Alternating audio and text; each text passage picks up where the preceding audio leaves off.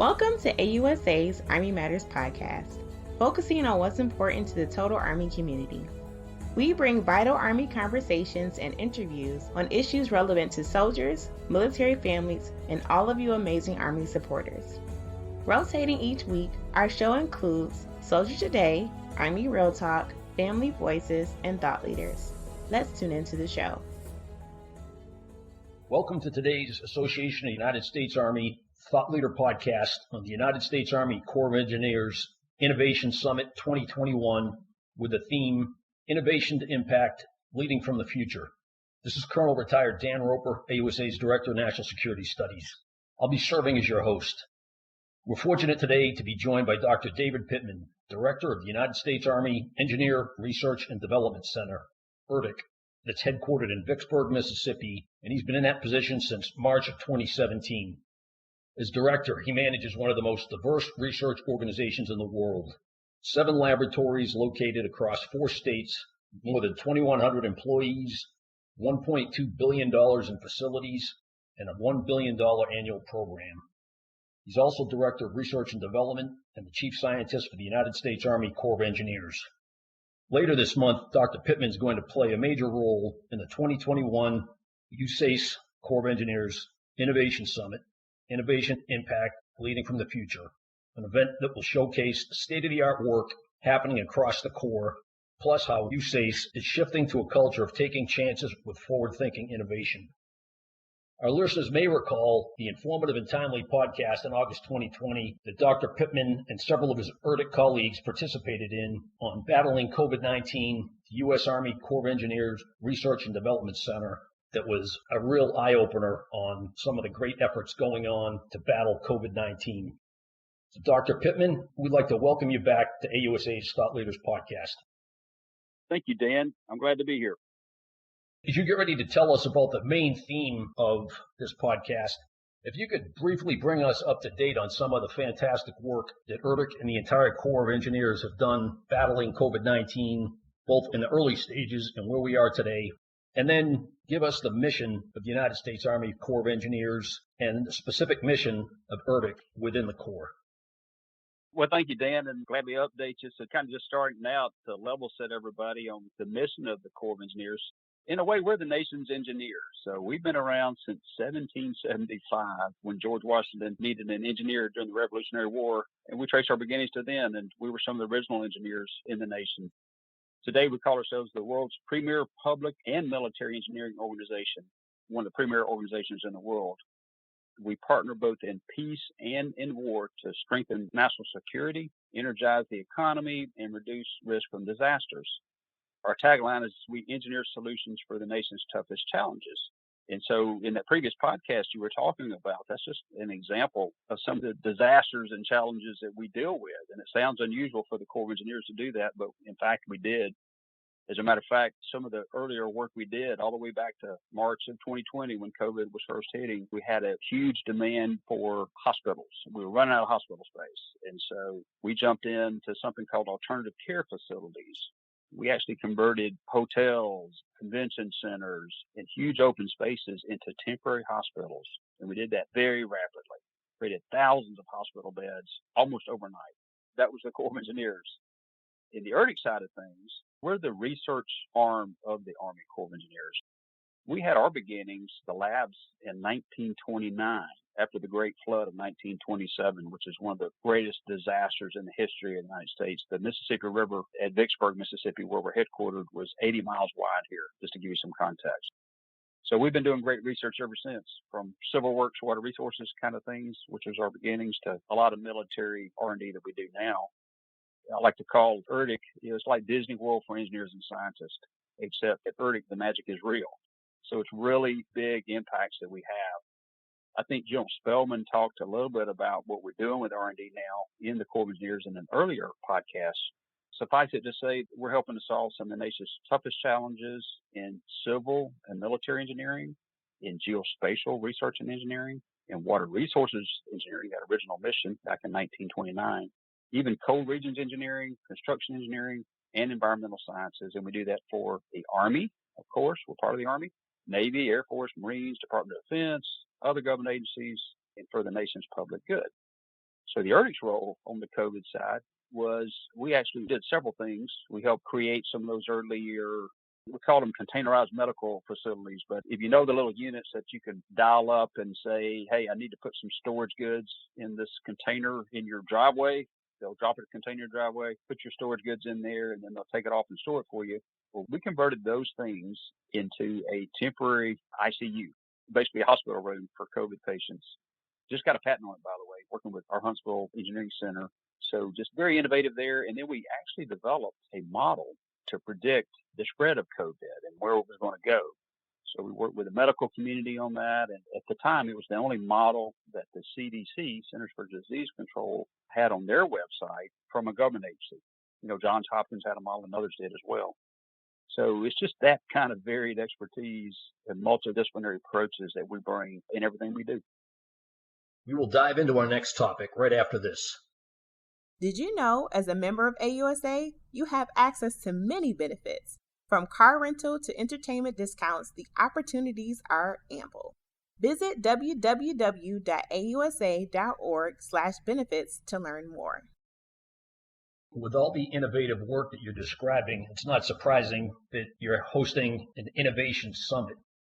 Could you please tell us what it's all about and what kind of work will be featured at the Innovation Summit? So this Innovation Summit is actually the second Innovation Summit that we've hosted. We had one a couple of years ago. That one was in person. We actually were able to bring a lot of people to Vicksburg. We got a huge, beautiful facility here to do it. But this one's going to be virtual in response to COVID, of course, the conditions that we're facing. So this is going to be a virtual event. So it's going to be much easier for people around the world to attend. It's set for Monday, October the 25th, and it'll go all the way through that Friday, October the 29th. So it's going to be a week-long event. And this time, it's not just going to emphasize technology. We did that in the first summit because we are engineers, of course, and we love our technology. This one will have technology in it, but it's also going to talk about innovations in business practices. And I think the third leg of innovation, really, besides technology and business practices, is people themselves. So how do you lead in technology, and what are innovative practices are we doing relative to leading in virtual environments, as we're all having to do right now? Many of us are teleworking now, and so that's just changing the way we work. So it's going to include all of that, and it's not just going to be the Corps of Engineers talking just to each other. We're going to have the Department of Defense team members there, of course. Other government agencies will be there. Industry will be there. Academia will be there. So I think it's going to be a very exciting event. In terms of the kind of things that we're going to talk about, so, the Chief of Engineers, he talks about his priorities. He says people, readiness, partnerships, and revolutionizing how we do business. So this is really focusing on revolutionizing how we do what we do in the Corps of Engineers. So we're going to showcase R&D projects, business practices, human capital, or the people side of the Corps of Engineers. Some examples of the R&D products are, for instance, we're creating this thing called ERDIC's Cyber City. So Cyber City, it's an immersive research environment of physical models that's going to help us solve cybersecurity challenges. The Colonial Pipeline, for instance, nefarious actors from outside the United States shut down the Colonial Pipeline, caused a huge national challenge for us. So what if somebody could shut down one of our dams, one of our locks? The Corps is in charge of a lot of infrastructure. What if they could do that on one of our military bases? That wouldn't be very good. So we're doing research to support that challenge. There's another project with the Great Lakes and Ohio River Division, one of our divisions in the Corps of Engineers. They're going to have somebody come on and talk about innovative hands-free mooring systems as barges and huge vessels pass through our locks and dams. Rowan University, one of our university partners in New Jersey, they're going to come on and talk about some of their groundbreaking pavement research for building in cold regions, very cold regions. Vanderbilt is going to come on and talk about their computational tools for ensuring the integrity and durability of structures. So these are world-class organizations working with us to bring innovation to the Corps. Some of the business processes examples. So we're going to have our Kansas City district of the Corps of Engineers. They're going to talk about model-based design review workflows for process improvement. That's a mouthful, but basically it's streamlining how we do our business processes. We're going to have our small business group come in. Most of the work we do in the Corps is through small businesses. We don't do anything alone. We do everything with partners, whether it's R&D or building something or maintaining something. And so our small business office is going to come in and talk about improvements to how you can actually work with the Army Corps of Engineers. And then finally, on the people side of things, we're going to talk about the workplace of the future and workplace readiness. COVID has changed how we work around the world, not just in the Corps of Engineers.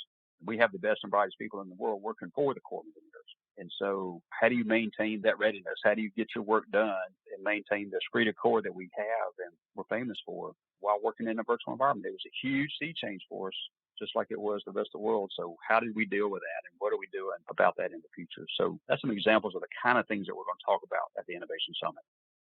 You're certainly covering a broad landscape of activities and innovation occurring in more domains than I think our listeners probably realized that you are deeply involved with. Could you tell us who are some of the Innovation Summit speakers and what organizations do you expect to be there? We're actually going to have the Chief of Engineers himself, General Scott Spellman. He's been the chief now for about a year. He's the 55th Chief of Engineers. He's number 55 in a long line of Chiefs of Engineers since 1775. And he's the commanding general of the Army Corps of Engineers. So he's going to do the opening keynote. So we're going to start out strong, and we're going to try to finish strong too. So we're going to have leaders from across the Corps of Engineers, other generals, other senior leaders, and the Department of Defense. They're coming to speak as well. We have a lot of keynote presentations. We actually have other government agencies like NASA, for instance. They're going to come in and talk about innovation. Their agency lead for innovation is going to be speaking. We're also going to have a lot of great industry speakers as well. So we'll have representatives from Amazon, Microsoft, Caterpillar, IBM, and many more joining us as well. For instance, Microsoft's corporate vice president for the worldwide public sector is going to join us. And I don't know if you know this, but Forbes and the Wall Street Journal just came out of a list of the most innovative companies in the world. And Amazon, Microsoft, and IBM are among the top 5 companies in the world for innovation. So they're going to be speaking at this summit. Of course, these companies are known all over the world for taking major strides in creating a culture of innovation and how they do what they do. And so they're going to come and they're going to share their best practices and their expertise with us. That's great to hear. From listening to what you're involved in and how you've been doing it and how long you've been doing it, I suspect they're going a lot from the U.S. Army Corps of Engineers and its partners as well. This would be a mutually beneficial event for all of you. I think you might have partially answered this already, but is innovation something new within the U.S. Army Corps of Engineers, and why is it so important, and why is it so important now? That's a great question, Dan. And, innovation isn't new. We've been innovating since 1775, so it isn't new to the Corps, but it's certainly the new emphasis. So one line of effort in our Army Corps of Engineers, we call it our campaign plan. It's kind of like the strategy where we're going as a command, as an organization. It's called revolutionize. So we're going to revolutionize how we do things. And what he means by that, one part of that is he encourages every team member of the Army Corps of Engineers to come in every day, constantly looking for innovative ways to advance the Corps of Engineers. That's what world-class organizations do. They're constantly striving to improve. So in that sense, it's not new, but it is new. It's a renewed emphasis on it. And in ERDIC, of course, back to the R&D labs, innovation, that's exactly what we do every day. Research and development is a key way to innovate. So at ERDIC, we say we discover, develop, and deliver new ways to make the world safer and better every day. That's kind of our tagline. That's what we've done since we got our start as a Waterways Experiment Station back in 1929. And as an R&D organization, there's constant innovation, especially when you tackle challenges as hard as the ones we get to work on every day. And I'll make one more point about how we do it. We're going to collaborate with others. We realize that as great as Corps of Engineers is, we don't know everything. We're going to work with industry and academia. They're world experts themselves. We always want to work with the best.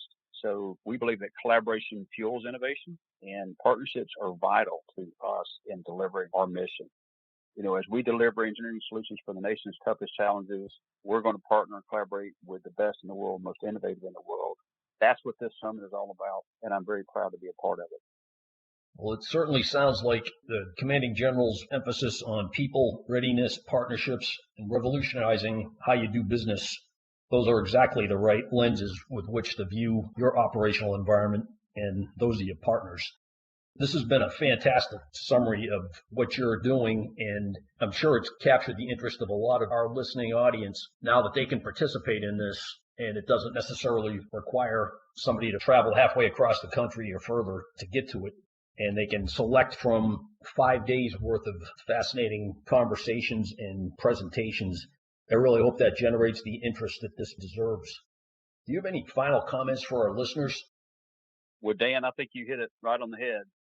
Being virtual, we hope that everybody who has any interest in all in the Corps of Engineers or innovation can join us. We're trying to make it as easy as possible and interesting as possible. So we really hope our listeners out there will join us. The Chief of Engineers, General Spellman, has put a huge emphasis on R&D and innovation. And there's a lot of great reasons for that. We talked about timeliness earlier, why now? And another compelling reason to be more innovative now and do more R&D is that our workload in the Corps of Engineers has more than doubled in the last 5 years. And General Spellman had a great quote recently about that. He said, "We're not going to build our way out of this problem."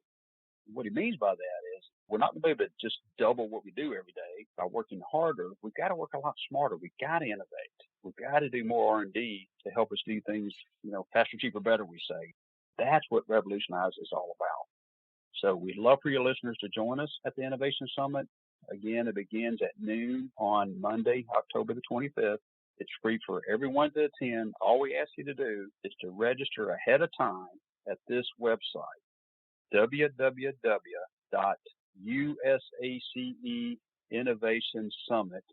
So it's USACE Innovation Summit.org. That's how you can join us. I really hope you do. And thanks for the opportunity, Dan, to talk about this. Thanks, Dr. Pittman. We're really fortunate to have you back and both provide us an update on some of the great work you've done and are doing battling COVID-19 on behalf of the nation, and helping inform and educate our audience on what's happening at the Disney World for engineers and innovators. And I think that should strike some interest in your summit. It's really going to be an outstanding event. And we wish you continued success as you tackle some of the nation's toughest challenges and help exploit some of the biggest opportunities, not only for the Army and the Corps of Engineers, but for the nation. Thank you. To all our listeners, thanks for joining us. Be sure to subscribe to the Army Matters podcast on iTunes and everywhere podcasts are found. The Army Matters podcast series is brought to you by the Association of the United States Army, the U.S. Army's professional association, member-supported, Army-connected. Visit us at AUSA.org for more information or to become a member. Your membership helps AUSA continue to carry out its mission to educate, inform, and connect with the total Army, our industry partners, and our supporters of a strong national defense. For questions or to provide topic recommendations, email us at podcast@ausa.org. Have a great Army Day. Hua.